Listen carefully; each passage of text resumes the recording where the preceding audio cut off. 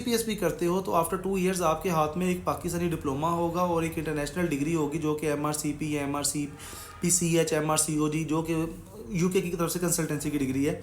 आप 2 साल अच्छे से मेहनत करो इधर से और ड्यूरिंग उसी ड्यूरेशन में आप उधर से जो एग्ज़ाम्स हैं MRCP वगैरह के वो क्लियर कर लो। एक तो ये अच्छी ऑप्शन है, एक पाकिस्तानी डिप्लोमा हो गया, एक इंटरनेशनल डिग्री होगी। ये उन लोगों के लिए जिनसे अभी पार्ट 1 पास नहीं हुआ वो इंडक्शन करना चाह रहे हैं। एक तो ये ऑप्शन। सेकंड ये ऑप्शन है कि आप FCPS कर रहे हो ड्यूरिंग। अस्सलाम वालेकुम जी, डॉक्टर हसीब बात कर रहा हूँ। और पाकिस्तान में कैरियर के हवाले से अक्सर लोग मतलब कि पूछते हैं क्या करना चाहिए। तो पाकिस्तान में सब, अगर पाकिस्तान में आप रहना चाह रहे हो और बाद में आपका ये भी ज़हन है कि आप बाहर मूव करना चाहते हो, तो वंस अगेन किसी ने मेरी बात का बुरा नहीं मनाना, लेकिन वो कैरियर चूज़ करो, टाइम वेस्ट नहीं करना। आप लोगों ने, टाइम सबसे कीमती चीज़ है, टाइम एक सेकंड भी वेस्ट नहीं करना, बाकी जो मर्ज़ी करो।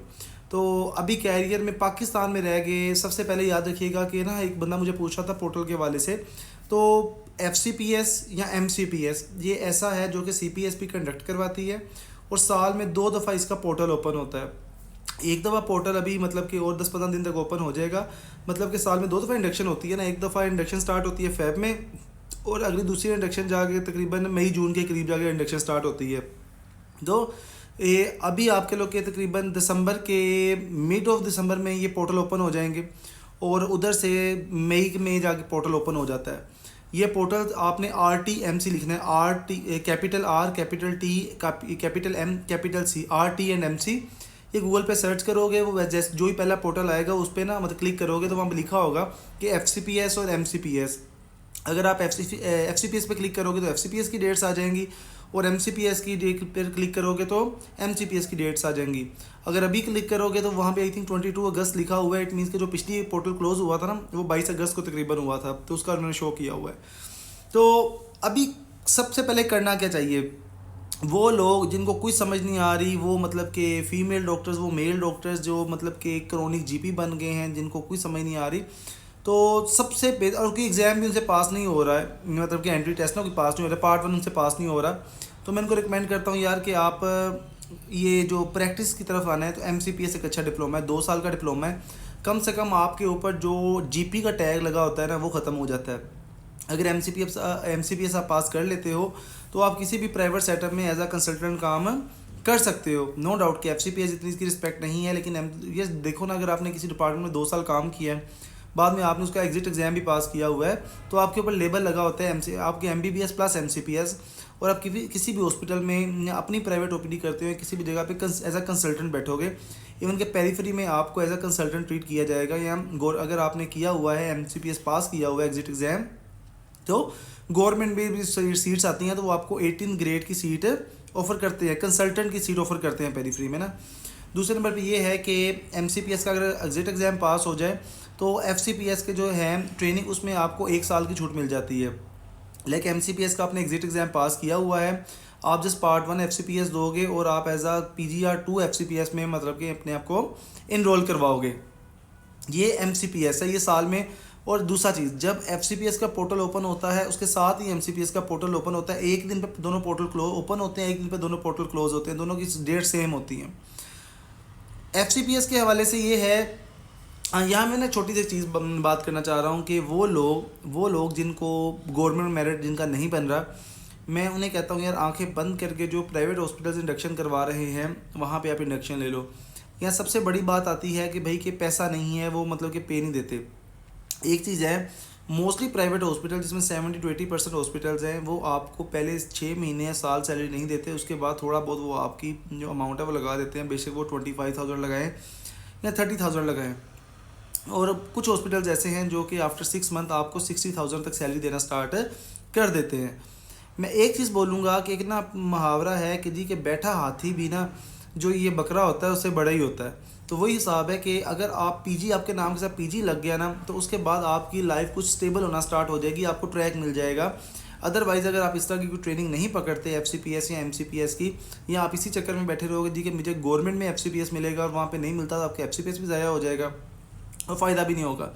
तो प्राइवेट FCPS एक अच्छी ऑप्शन है। हाँ, इसके साथ ये हो सकता है कि इसका प्राइवेट FCPS का सबसे एक बड़ा फ़ायदा है, गवर्नमेंट का FCPS है कि वो आपको सीट मिलती है। लेट्स सपोज के बंदा है लाहौर का, उसको सीट मिली है सरगोदा में, वो 4 साल सरगोदा में अपने इन्वेस्ट करता है। नो डाउट के पहले दिन से उसको जो सैलरी है वो लाख सवा लाख इतनी मिलना स्टार्ट हो जाती है, 1,05,000-6,000। लेकिन वो 4 साल बाद जहाँ पे उसने ट्रेनिंग की है, लाइक सरगोदा में, लाहौर के बंदे ने सरगोदा में ट्रेनिंग की हुई है, अब वो वापस आता है लाहौर में तो उसके लिए बिल्कुल न्यू है, वो ज़ीरो से स्टार्ट करता है। अगर वो सरगोदा में रहता है, प्रैक्टिस करता है, तो वो उसके लिए डिफ़िकल्ट है कि फैमिली उसकी लाहौर में है। तो इसलिए भी अगर तो आपको गवर्नमेंट मिल जाता है, हाँ सबसे बड़ी उसकी है कि आपको सैलरी मिलना स्टार्ट हो जाती है, आप गवर्नमेंट से काम सीखते हो।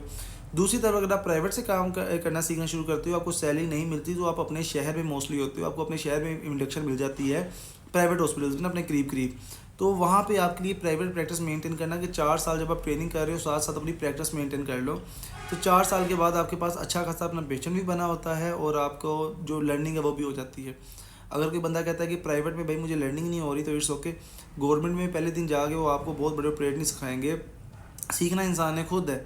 मैंने ऐसे देखे हैं जो कि मतलब कि FMGs होते हैं, फॉरेन मेडिकल ग्रेजुएट, जिन्होंने FCPS माशाल्लाह बहुत अच्छी फील्ड में किया है और काफ़ी अच्छे पेशेंट बनाए हुए हैं। और ऐसे मैंने मतलब कि गवर्नमेंट के इंडक्शन के देखे हुए हैं, लेकिन जो पेशेंट बाद में नहीं बना सके। ये काम आपने खुद करना है, काम आपने खुद चलाना है। मैं हमेशा कहता हूँ, वो ड्राइवर नकम्मा होगा ना, तो वो क्रूज़र को भी गंदे नाले में डाल देगा, और ड्राइवर अगर समझदार है तो वो मेहरान को भी मोटरवे पे चला सकता है। तो ये जस्ट जो बंदा कर, डिग्री मैटर नहीं करती, जो ये बंदा कर रहा है वो मैटर करता है, उसमें कितना पोटेंशियल है। तो अब मैं अपनी बात की समरी करता हूँ कि साल में पोर्टल 2 दफ़ा ओपन होता है, FCPS और MCPS का। अभी कुछ डेज़ में पोर्टल ओपन होने वाला है। गवर्नमेंट का पोर्टल की सीटें गवर्नमेंट की वेबसाइट पे आ जाती हैं, और जो प्राइवेट है उसकी सीटें शो नहीं होती। तो अपने करीबी प्राइवेट हॉस्पिटल्स में जाके वहाँ पे पूछो, जहाँ जहाँ इंडक्शन, मतलब जहाँ जहाँ उनकी ना है सीट्स है ना, लाइक डिपार्टमेंट है, वहाँ इंडक्शन करवा रहे होते हैं टीचिंग हॉस्पिटल में ना।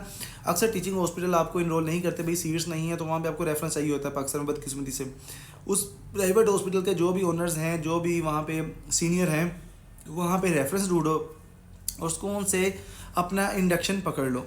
और दूसरी चीज़, अपने आप को सेव करने के लिए, कुछ लोग हैं जिन्होंने गवर्नमेंट में इंडक्शन लेनी है, उनको डाउट है कि भाई गवर्नमेंट में इंडक्शन मुझे मिल जाए शायद, तो वो क्या करे, प्राइवेट हॉस्पिटल में अपने डॉक्यूमेंट जमा करवा दे। और प्राइवेट वालों की जो लिस्टें हैं वो पहले लग जाती हैं गवर्नमेंट से ना, ये गवर्नमेंट को फॉलो नहीं करते। पोर्टल तो इकट्ठा ही क्लोज होना है, लेट्स सपोज के 1 जनवरी को ही पोर्टल क्लोज होना है, लेकिन प्राइवेट वाले पहले फैसला कर लेते हैं हमने इसको रखना है, इसको नहीं रखना। तो आप प्राइवेट हॉस्पिटल में अपने डॉक्यूमेंट जमा करवा के, रेफरेंस लगा के अपनी सीट कंफर्म कर लो, और उसके बाद वेट कर लो प्राइवेट गवर्नमेंट में आपका नेम आता है कि नहीं आता। अगर गवर्नमेंट में नेम आ जाता है तो वेल एंड गुड, अगर गवर्नमेंट में नेम नहीं आता, कम से कम आपके हाथ में कोई चीज़ तो हो ना। तो ये कैरियर है। अब ये है कि आपने FCPS स्टार्ट कर लिया या आपने MCPS स्टार्ट कर लिया, अब ग्रोथ कैसे करनी है, तो 2-3 ऑप्शंस हैं। एक तो ये हो सकता है कि ड्यूरिंग आपकी ट्रेनिंग, आप MCPS के दौरान या FCPS के दौरान MRCP, CH, MRCP, MRCPS या MRCOG, आप इन एग्ज़ाम्स को क्लियर करो।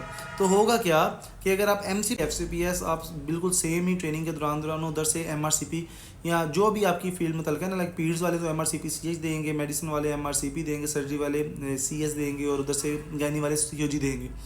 तो ड्यूरिंग आपके FCPS आप उधर से वो एग्ज़ाम क्लियर कर लो, ये बेहतरीन है। दूसरे नंबर पे ये है कि कुछ लोग चाहते हैं भाई कि हम गवर्नमेंट में इंडक्शन भी करें और सैलरी भी मिले, लेकिन प्राइवेट है। लेट्स सपोज के कुछ प्राइवेट कैंडिडेट्स हैं, वो चाहते हैं कि हम गवर्नमेंट में इंडक्शन भी करें, हमें सैलरी भी गवर्नमेंट वाली मिले, तो हम क्या करें, FCPS का मेरिट तो बहुत ज़्यादा हाई है, तो उनके लिए एक अच्छी ऑप्शन MD-MS वाली भी है। अगर तो आप बहुत ज़्यादा FCPS लवर नहीं हो, तो आप क्या करो कि सिंपल JCAT का पेपर पास करो। JCAT का मेरिट जो है बहुत ज़्यादा कम हो जाता है और पेपर उसका टफ आता है। अगर इसके पासिंग मार्क्स JCAT में होते हैं 150, अगर आप 170 मार्क्स स्कोर कर जाओ और जस्ट MBBS में आप पहली अटैम्प्ट में पास हुए हो, तो कौन से आपका गवर्नमेंट MD-MS में जो अगर आपने कोई रिसर्च वगैरह नहीं की हुई, तो आपका MD-MS में जो सर्जरी की फील्ड्स हैं उनमें मेरिट बन जाता है। स्पेसिफिकली न्यूरो सर्जरी का मेरिट बहुत ज़्यादा गिर जाता है, एनेस्थीसिया का मेरिट बहुत ज़्यादा गिर जाता है, इवन कि इनके मेरिट 52-53 तक भी आ जाते हैं कुछ हॉस्पिटल्स के ना। तो गवर्नमेंट में इंडक्शन लेने के लिए अगर आप बहुत ज़्यादा लवर नहीं हो FCPS के, तो आप इधर से भी ये चीज़ ज्वाइन कर सकते हो। किसी की क्वेरी है तो वो पूछ सकते हो आप। और FCPS का पेपर साल में 4 दफ़ा होता है, MCPS का कोई एंट्री पेपर नहीं होता, जैसे एग्जिट एग्ज़ाम होता है। JCAT का पेपर साल में 2 दफ़ा होता है। बाकी कोई सवाल पूछना चाहिए तो पूछ सकते हैं हम।